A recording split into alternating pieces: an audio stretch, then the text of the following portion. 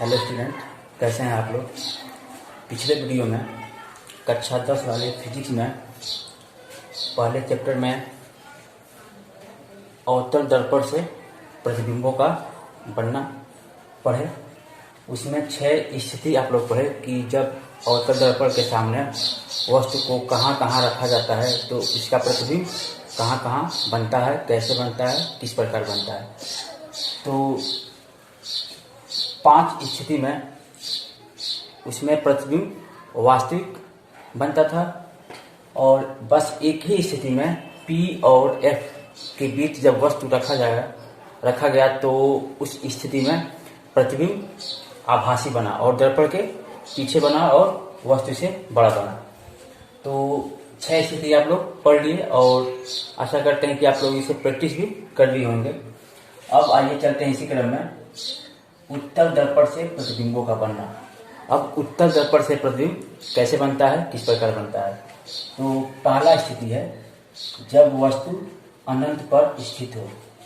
तो जब उत्तल दर्पण के सामने वस्तु अनंत पर स्थित होता है तो उसका प्रतिबिंब उत्तल दर्पण में कैसे बनता है। तो आइए बनाते हैं, देखते हैं। ये उत्तल दर्पण हुआ और ये मुख्य अक्ष, ये P ध्रुव और ये फोकस बिंदु और ये वक्रता पिंड। अब ये पेंट किया गया है और चिकना तल इधर है। चिकने तल के सामने ही वस्तु रखेंगे हम, तो इसके सामने ये वस्तु कितनी दूरी पर है, अनंत, यानी इन्फिनिटिव, अनंत दूरी पर है। तो आप लोग जानते हैं कि अनंत से चलने वाली प्रकाश की किरणें एक दूसरे के समांतर होती है। तो यहाँ से ये प्रकाश की किरणें लिख सकते हैं।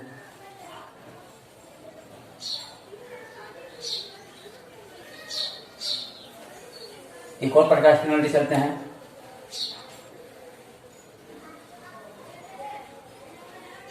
तो ये दोनों किरणें एक दूसरे के समांतर है। तो दर्पण से परावर्तन के बाद ऐसे चली जाएगी और फिर यहाँ ऐसे ही चली जाएगी। अब क्या करेंगे, इसको हम आभासी स्केल से सीधा लगा करके आभासी बढ़ाएंगे। तो ये आभासी बढ़ाएंगे तो फोकस बिंदु से होकर ही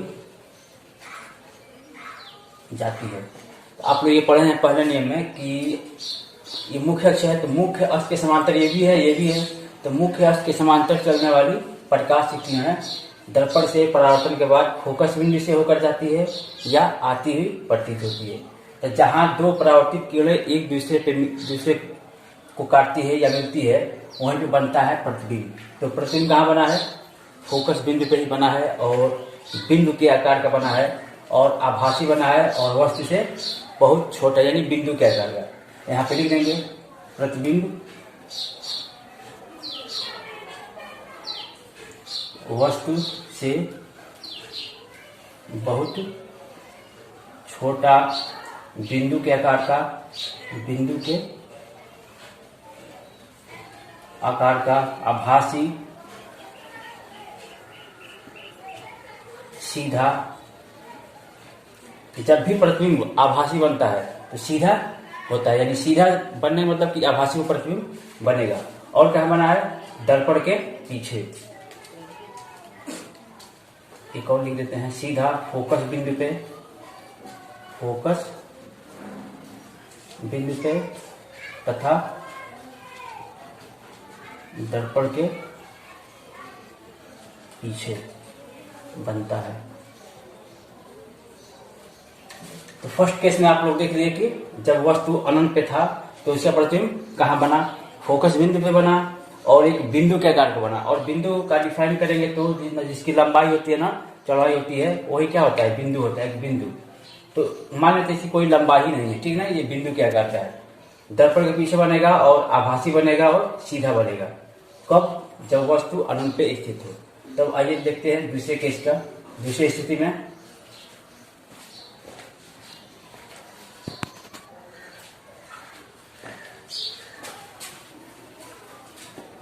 दूसरी स्थिति है जब वस्तु ध्रुव तथा अनंत के बीच स्थित हो, यानी P और अनंत के बीच कहीं भी वस्तु को रख दे, यानी उत्तल दर्पण के सामने ध्रुव और अनंत के बीच कहीं भी वस्तु को रख दे, कहीं भी रख दे, तो प्रतिबिंब कहाँ बनता है? तो जब वस्तु ध्रुव तथा अनंत के बीच कहीं भी स्थित हो तो उसका प्रतिबिंब सदैव वस्तु से छोटा, सीधा, आभासी तथा F और P के बीच बनता है। F मतलब फोकस बिंदु और P मतलब ध्रुव, यानी फोकस बिंदु और ध्रुव के बीच बनता है। तो आइए बनाते हैं।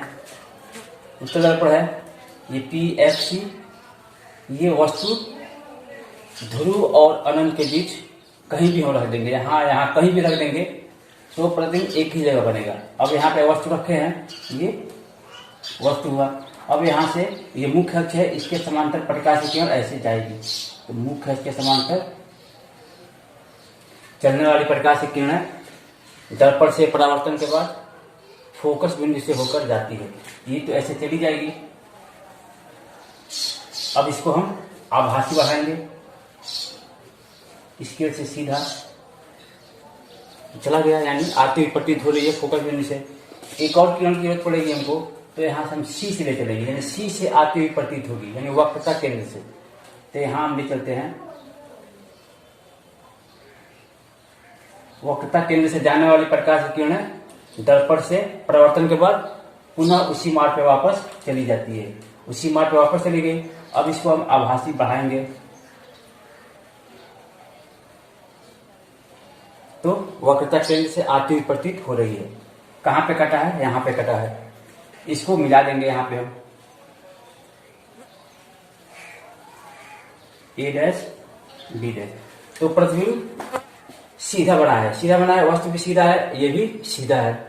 आभासी बना है, आभासी बना है। जब भी प्रतिबिंब सीधा बनता है तो आभासी होता है। वस्तु से छोटा है, ये वस्तु है, ये प्रतिबिंब है, तो वस्तु से छोटा है। P और F के बीच बनता है, P और F यानी दोनों के बीच बनता है। तो अब यहाँ पे नीचे लिखने की कोई जरूरत नहीं, क्योंकि यहाँ पे आप लोग पहले ही लिख चुके हैं यहाँ पे। तो इसमें क्वेश्चन पूछता है, ये इंपॉर्टेंट क्वेश्चन पूछता है विकल्प के रूप में कि किस दर्पण में प्रतिबिंब सदैव वस्तु से छोटा, आभासी, सीधा बनता है? तो किस दर्पण में? उत्तल दर्पण में। क्वेश्चन दिमाग में बैठा लेना, किस दर्पण में प्रतिबिंब सदैव वस्तु से छोटा, सीधा तथा आभासी बनता है? तो किस दर्पण में? उत्तल दर्पण में। कहीं भी वस्तु को रखेंगे, यहाँ पे कहीं भी रख दे, P और अनंत के बीच प्रतिबिंब एक ही जगह बनेगा, P और F के बीच ही बनेगा। नेक्स्ट टॉपिक है रेखीय आवर्धन, लीनियर मैग्निफिकेशन। इसका डिफिनीशन है, प्रतिबिंब की लंबाई तथा वस्तु की लंबाई के अनुपात को रेखीय आवर्धन कहते हैं। इसे M से प्रदर्शित करते हैं। यानी जब दर्पण के सामने वस्तु रखा जाता है तो उसका प्रतिबिंब बनता है, तो उस प्रतिबिंब की लंबाई और वस्तु की लंबाई के अनुपात को हम रेखीय आवर्धन कहते हैं और इसे M से प्रदर्शित करते हैं। सूत्र होगा, फार्मूला होगा, रेखीय आवर्धन बराबर प्रतिबिंब की लंबाई बटा वस्तु की लंबाई। अब प्रतिबिंब की लंबाई को हम I से लिखते, क्यों? क्योंकि इमेज का I ले लेते हैं और वस्तु को लिखते हैं ऑब्जेक्ट, इसमें O ले लेते हैं, तो I बटा O, यानी M बराबर I बटा O। भाई अगर मान लेते हैं कि यदि दर्पण से वस्तु की दूरी U हो और दर्पण से प्रतिबिंब की दूरी V हो, तो उस केस में आवर्धन क्या होगा? तो दर्पण से यानी P से, धुरी से वस्तु की दूरी को लिखते हैं U से, और दर्पण से प्रतिबिंब की दूरी को लिखते हैं V से। यहाँ पे आप लोग देख रहे हैं, दर्पण से वस्तु की दूरी U और दर्पण से प्रतिबिंब की दूरी V से लिखा गया है। अब यहाँ थोड़ा चिन्ह परिपाटी समझते हैं। ये चिन्ह परिपाटी के अनुसार ये दाहिने साइड में पॉजिटिव होता है, बाएं साइड में नेगेटिव, ऊपर पॉजिटिव, नीचे नेगेटिव। अब यहाँ पे देखेंगे हम, ये मुख्य अक्ष है, ये ध्रुव है, तो ध्रुव यानी दर्पण के आगे यानी P से ये बाएं साइड में जो भी हिस्सा पड़ेगा वो क्या होगा? माइनस होगा। अब यहाँ पे देखेंगे बाएं साइड में भी वस्तु रखा गया है और प्रतिबिंब भी बाएं साइड में बन रहा है, तो दोनों क्या होगा, निगेटिव होगा, यानी u भी निगेटिव होगा और v भी निगेटिव होगा। अब यहाँ देखेंगे कि जब भी प्रतिबिंब मुख्य अक्ष के ऊपर बनता है यानी सीधा बनता है तो प्लस होता है, और मुख्य अक्ष के नीचे जब बनता है प्रतिबिंब तो निगेटिव होता है, यानी वास्तविक बनता है तो निगेटिव होता है और आभासी बनता है तो पॉजिटिव होता है। अब यहाँ पे देखेंगे कोई भी चीज अगर मुख्य अक्ष के ऊपर वस्तु हो चाहे प्रतिबिंब हो तो पॉजिटिव होता है। तो यहाँ पे देखेंगे ये वस्तु मुख्य अक्ष के ऊपर है तो ये पॉजिटिव होगा, और ये प्रतिबिंब मुख्य अक्ष के नीचे बना है यानी उल्टा बना है, वास्तविक बना है तो ये निगेटिव होगा।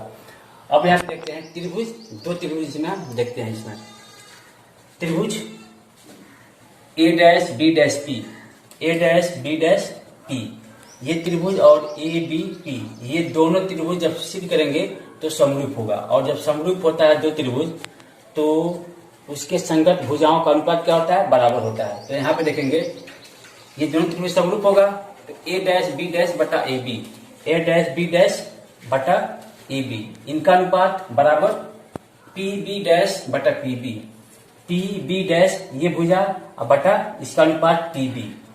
अब देखेंगे ए डैश बी डैश को हम आई लिखिए यहाँ पे, क्यों ए डैश बी डैश को आई लिखे, क्यों, ये इमेज यानी इमेज की लंबाई है तो इमेज की लंबाई को आई से लिखते हैं, और बटा ए बी वस्तु की लंबाई को ओ से लिखते हैं। अब चूंकि ये इमेज यानी मुख्य अक्ष के नीचे बना है तो निगेटिव होगा, यहाँ पे निगेटिव लिख दिए, ओ ऑब्जेक्ट ऊपर है मुख्य अक्ष के तो ये पॉजिटिव होगा, ओ बराबर v माइनस यू, तो चूंकि माइनस v माइनस यू भी है और माइनस यू भी है तो माइनस माइनस क्या होगा, कैंसिल होगा, क्यों, क्योंकि दोनों निगेटिव होगा, मुख्य पी के बाएं साइड में यानी दर्पण से बाएं साइड में माइनस होता है, निगेटिव होता है, तो माइनस माइनस कैंसिल, तो इसलिए आई बटा ओ बराबर माइनस v बटा यू, समीकरण 1 और 2 से m बराबर माइनस v बटा यू हो गया। अब या इसको ऐसे लिख सकते हैं m बराबर आई बटा ओ बराबर माइनस v बटा यू, या ऐसे लिख सकते हैं आई बटा ओ बराबर माइनस v बटा यू, यानी इसका m निकालने के लिए आई बटा ओ या m बराबर माइनस v बटा यू, या ऐसे भी होता है आई बटा ओ बराबर माइनस v बटा यू, यानी जैसा क्वेश्चन रहेगा वैसे इसमें फार्मूला लगेगा, यानी क्वेश्चन के हिसाब से आप लोग इसमें फार्मूला लगाएंगे। थोड़ा ये भी समझेंगे कि क्वेश्चन ये पूछता है कि किस प्रतिबिंब के लिए आवर्धन धनात्मक होता है और किस प्रतिबिंब के लिए आवर्धन ऋणात्मक होता है।